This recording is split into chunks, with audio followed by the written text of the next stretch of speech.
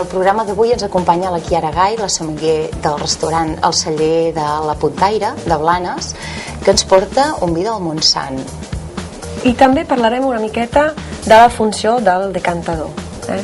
Aquest vi és un vi de les varietats Garnatxa i Carinyena, són vinyes molt velles, es diu Brao, i és d'un celler que es diu Acústic, és un projecte relativament nou d'Albert Gené.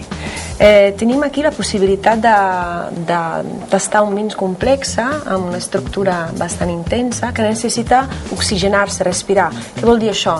Senzillament que el vi s'ha d'obrir per poder apreciar tots els aromes i totes les seves coses bones. Llavors tenim aquesta possibilitat de posar el vi a un decantador com aquest. No es tracta de separar el vi, el líquid, dels pòsits, en aquest cas, sinó senzillament de deixar-lo respirar. Si és una mica complicat utilitzar un decantador a casa, també podem fer servir copes molt grans.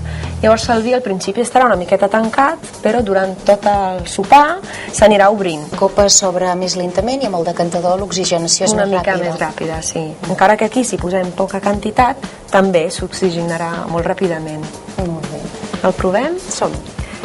A la vista notaràs que és un vi que té un color de cirera, té una capa també de color bastant intensa. I notaràs també que té un rivet de color més de color maduixes, que ens dona aquesta sensació de joventut encara. En nas jo hi trobo molta fruita vermella, és un vi golós, aquesta fruita té molt de cos. I les notes de fusta hi són, però estan darrere de tot. És com si la fusta portés la fruita, portés el vi. Per tant, amb el decantador potser que la fusta la trobem més ràpidament que no si la tinguéssim en una copa. Exacte, el que passa amb un decantador oxigenant un vi és que notarem tots els aromes. En canvi, quan està més tancat potser notes o només la fusta. Anem a la boca.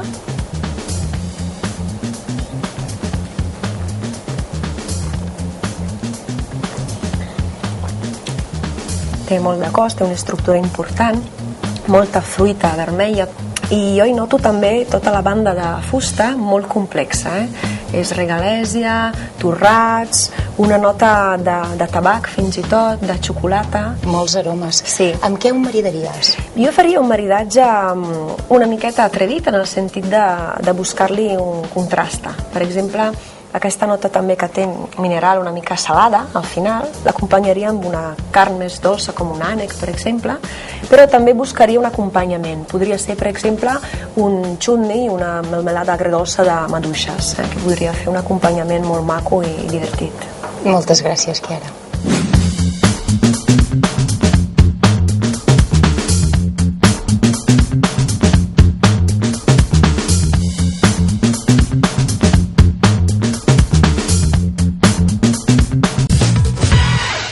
Continuem amb la Chiara, que ens porta un cava rosat i ens l'explica.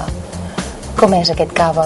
És un cava molt interessant, és del celler Mas Tinell i és de la varietat Trepat, que és una varietat autòctona aquí de Catalunya, molt interessant. Llavors, el que m'agradaria una mica dir sobre els caves rosats és que són molt interessants a l'hora de fer maridatges.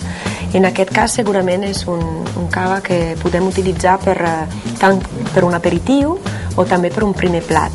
I s'ha una mica de canviar la mentalitat que pensa una mica que el cava sempre és per un postre, i no és així. Els caves, tant blancs com rosats, van molt bé per acompanyar tot un àpat. Anem al tast. M'agrada molt aquest color que té, que és un color no típic dels rosats moderns, que normalment tenen un color molt més fosc, més de color de gerds. En aquest cas, en canvi, ens trobem amb un color de pell de ceba, una mica més salmonat. És un color molt maco. Sí. I en nas també notem que al ser un reserva, que ha passat gairebé 2 anys al celler, li notarem una mica més de notes oxidades. Llavors seria aquesta fruita, però molt més madura. I notem més una melmelada, per exemple, de gerds que gerds frescs.